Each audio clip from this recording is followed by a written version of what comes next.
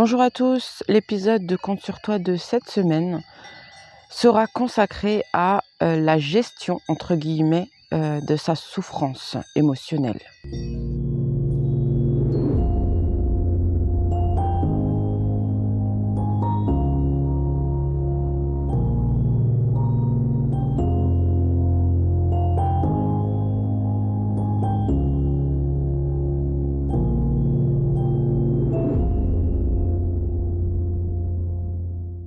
Alors aujourd'hui, je voulais faire une grande randonnée de plus de 20 km, je me suis dit 25, 28.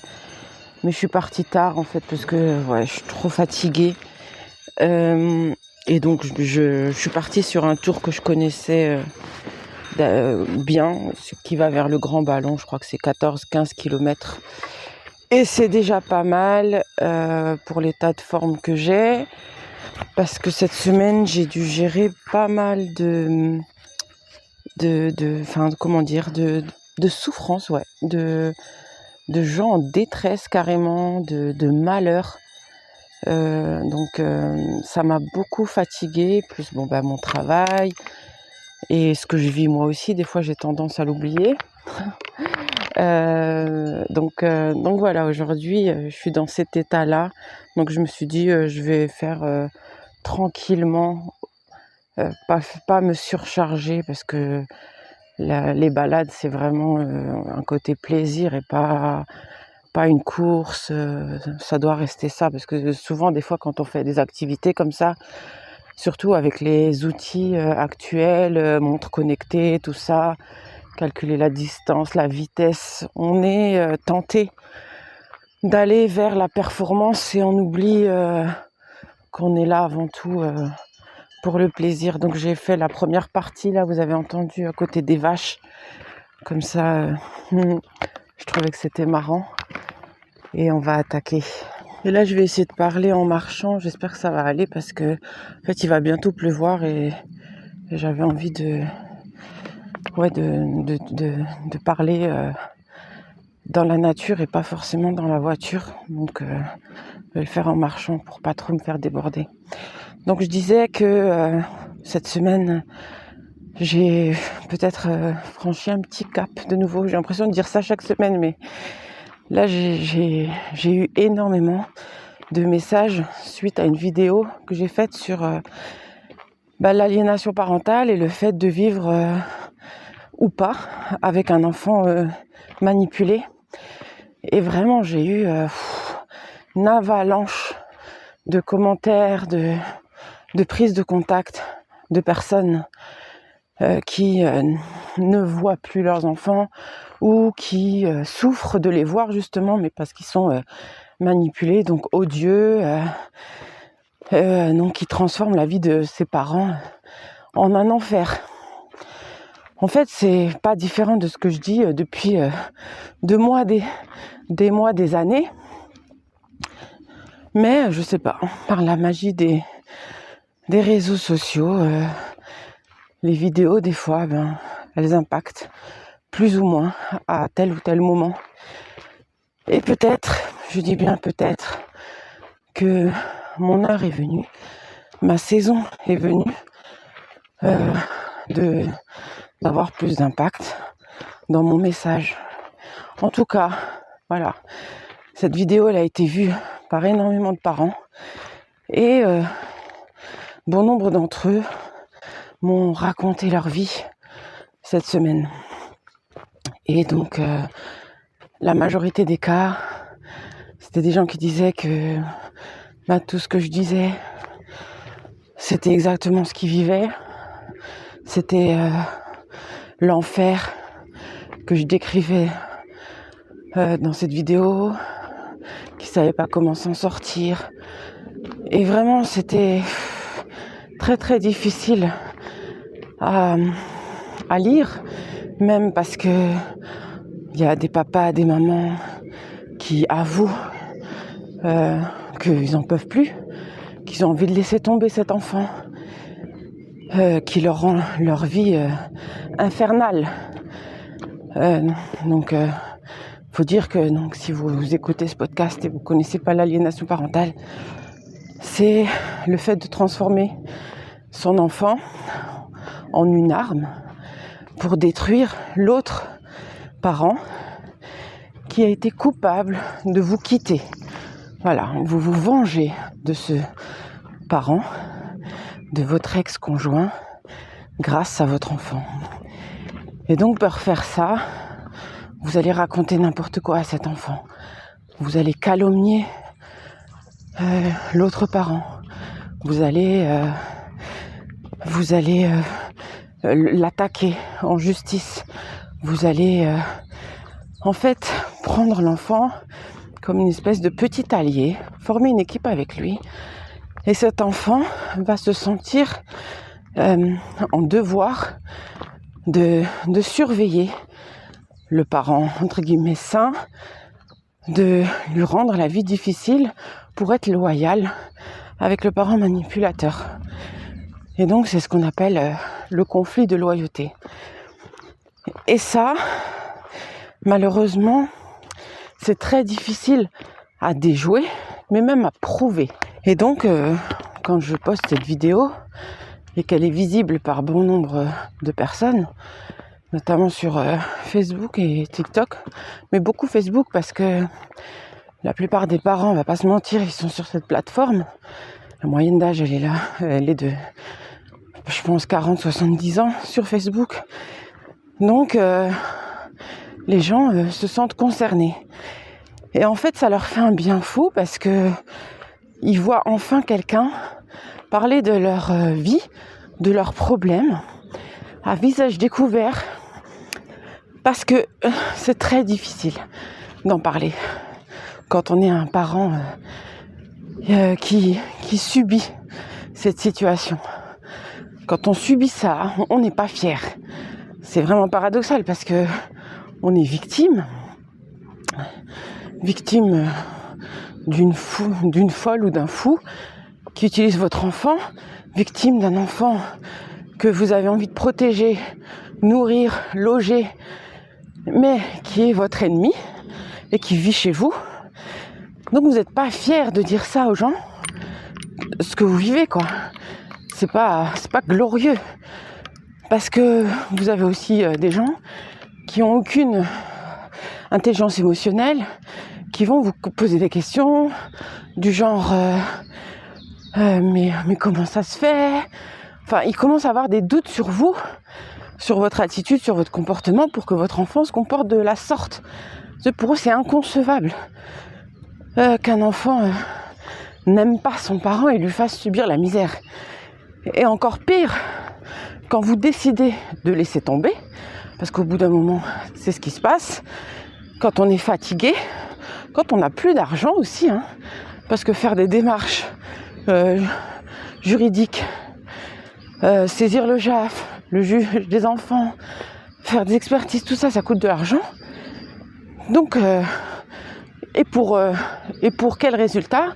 Peut-être récupérer un enfant qui vous déteste. Donc, bon nombre de parents lâchent. Et donc là aussi, vous avez des gentilles personnes qui vont vous expliquer que c'est pas normal, que pourquoi tu te bats pas pour ton enfant, pourquoi tu fais rien. Ils n'ont pas le passif que ses parents ont, c'est-à-dire des mois, des années de bataille judiciaire, des mois, des années de bataille même avant le divorce. Enfin, on n'arrête pas de se bagarrer. Et il suffit qu'il y ait d'autres enfants dans l'histoire pour que on se dise bon bah c'est bon, j'arrête. Voilà. Et moi je trouve ça plutôt sain.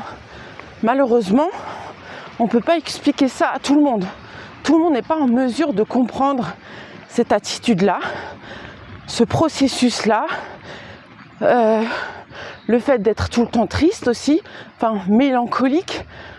On vit sa vie, certes, mais il y a toujours ce point noir, le fait de rentrer chez soi et de trouver son enfant remonté à bloc, c'est horrible. Le fait de ne pas le voir depuis des mois, des années, et de voir les autres vivre leur vie avec leurs enfants. C'est horrible. Enfin, tout prend une couleur. Je n'ai pas d'autre mot que de dire dégueulasse, quoi. Donc, des fois, on tombe dans des périodes de mélancolie, de tristesse profonde, et les autres ne comprennent pas. Donc, quand vous voyez quelqu'un sur votre téléphone qui parle exactement de votre vie, je comprends que ça fasse du bien. Et d'ailleurs, c'est le but. C'est le but de mettre des mots sur ce que j'ai vécu, de dire aux gens, ne soyez pas... Enfin, vous n'êtes pas fous, vous n'êtes pas seuls. Je sais ce que vous vivez. Et donc, je comprends que les gens veuillent vraiment se déverser, faire sortir ce qu'il y a de plus dur en eux. Mais ça prouve aussi que ils sont vraiment dans un mal-être, mais qu'on peut même pas imaginer, dont on n'a même pas idée quand on reçoit pas ce genre de message. Je dis là par rapport aux choses, on va dire, compliquées, aux choses difficiles, que les gens peuvent être parfois même méchants, mais il y a aussi beaucoup de gentillesse, beaucoup d'affection, beaucoup de choses positives qui peuvent sortir évidemment de ces échanges. Mais je me dis, waouh, on se rend même pas compte en fait comment les gens souffrent à l'intérieur d'eux. Et quand je vois ça, je me rends compte aussi du chemin que j'ai parcouru en me sentant mieux dans mon corps et dans ma tête, et que c'est pas un travail inutile, mais du tout. Quand on parle de bien-être, de se connaître, de faire des choses pour aller bien ou mieux, c'est super important en fait. Parce que les réactions de ces personnes-là sur les réseaux notamment révèlent d'autres comportements, je suppose, comme par exemple des addictions, des conduites à risque, ou même des relations avec des personnes. J'ai quelqu'un, par exemple, qui me connaît pas du tout, donc forcément, par définition, sur les réseaux. Et à peine si les gens vous disent bonjour et ils vous disent ouais, de toute façon moi j'ai confiance en personne, l'être humain c'est une ordure, comme ça de but en blanc. Alors que non, moi-même, enfin je crois que je suis un être humain aussi, mais cette personne fait complètement abstraction de ça, il a complètement oublié ça, il a l'impression de parler à une machine et il vient déverser le fait que il s'est fait trahir, que c'est fini. Mais en même temps, il a envie de le dire, il a envie de l'exprimer. Et ça présage d'un autre mal-être qui va venir, c'est-à-dire une solitude, une méfiance. Et waouh. En étant comme ça de plus en plus visible sur les réseaux, on devient un peu le réceptacle de la misère humaine. Il faut le dire, hein. On voit vraiment ce dont on parle, c'est-à-dire des gens seuls, qui se connaissent pas, qui ont été la cible de certaines personnes et qui se renferment sur elles-mêmes. Et ça, malheureusement, même si on leur dit il faut que tu te connaisses, il faut que tu travailles sur toi avant d'aller à cette étape-là, il y en a encore tout plein, il y a plein d'autres étapes qui doivent être validées et ces gens-là sont même pas prêts, pas du tout à écouter et entendre ça. Et donc maintenant moi je m'adresse aux gens qui peuvent comme moi là, mais là c'est un peu puissance 10, recevoir la souffrance de ces personnes-là.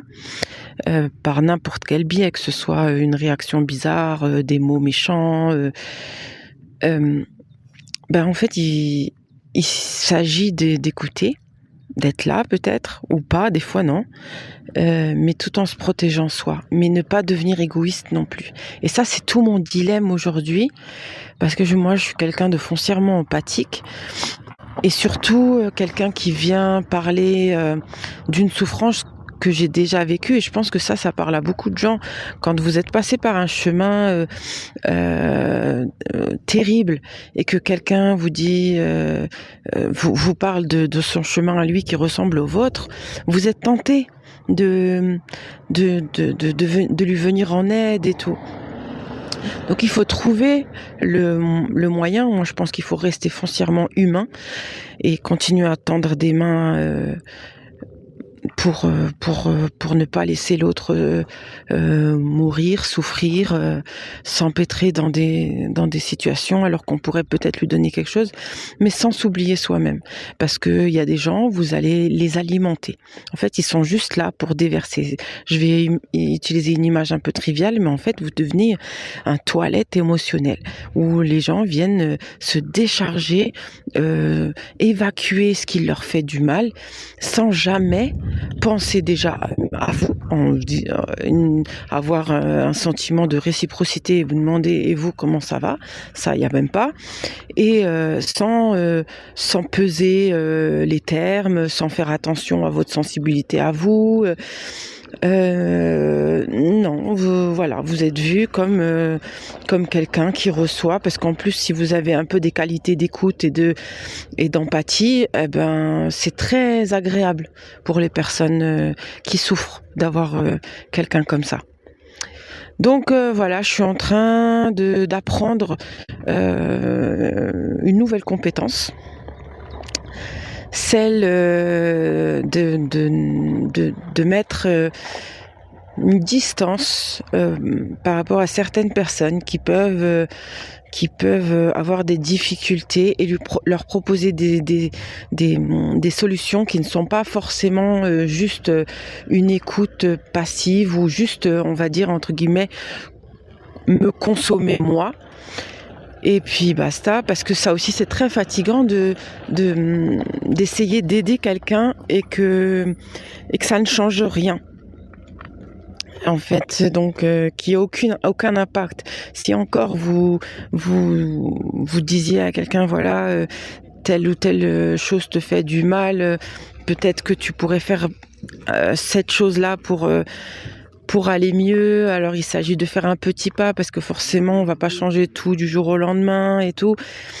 Mais quand vous voyez que en fait cette personne n'écoute rien, en fait, ne fait pas l'ombre d'un pas pour aller bien, parce que sa situation tout simplement lui convient, sa situation dans laquelle elle est lui convient, mais vous aussi, en tant que entre guillemets gentil organisateur, petit animateur de sa vie, lui convient aussi, parce que vous lui donnez un petit peu d'attention, si jamais c'est vraiment trop compliqué à gérer, bah non, en fait l'énergie elle n'est pas illimitée, et je vous incite à ne pas tout donner, en fait, et c'est ce que je vais m'appliquer à moi-même, ce que j'avais commencé déjà à faire, hein, mais là j'ai l'impression que le curseur il faut que je le monte. Je vais mettre en place des petites choses pour voilà, mettre des espèces de barrières émotionnelles entre les gens et moi, parce que sinon je vais me faire manger. Voilà, la randonnée du jour est terminée. J'ai fait un petit tour, je crois que j'ai fait 15-16 km, un truc comme ça. C'était très bien, c'est exactement ce qu'il me fallait. Il y avait un petit peu de pluie et puis après par moments du soleil.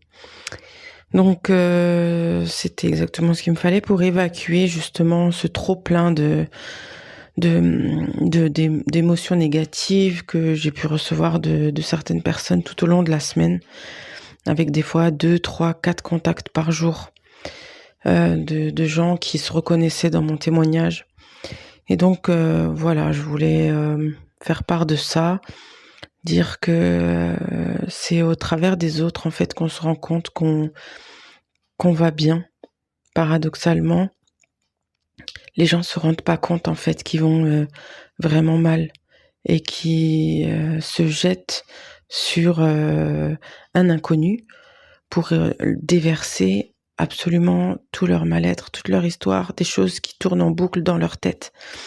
J'ai aussi été comme ça, j'ai aussi eu besoin de m'accrocher, à des gens, de les appeler, de leur demander de me sauver, en fait, parce que j'étais comme un enfant qui n'arrivait pas à survivre toute seule en me disant: «C'est pas juste, ce qui se passe», je enfin, j'arrivais pas à avaler ça, quoi.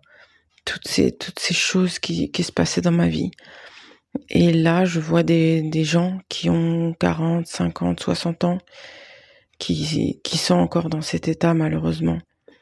Et c'est pas du tout, un reproche, c'est pas du tout, en fait proportionnel à son âge. C'est, une période de vie et et si seulement les gens savaient comment on se sent bien une fois qu'on s'est rapproché de soi et qu'on se connaît mieux et qu'on a compris un petit peu comment on fonctionnait et ce dont on avait besoin.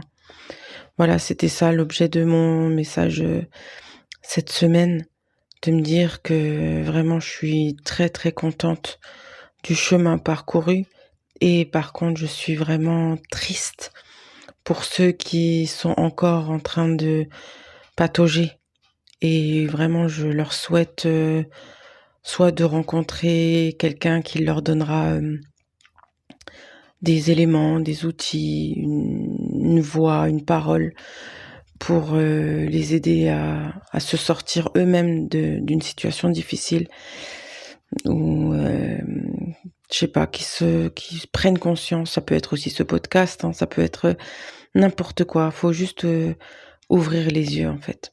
Merci d'avoir cheminé avec moi et rappelez-vous bien qu'il est hors de question de souffrir pour rien.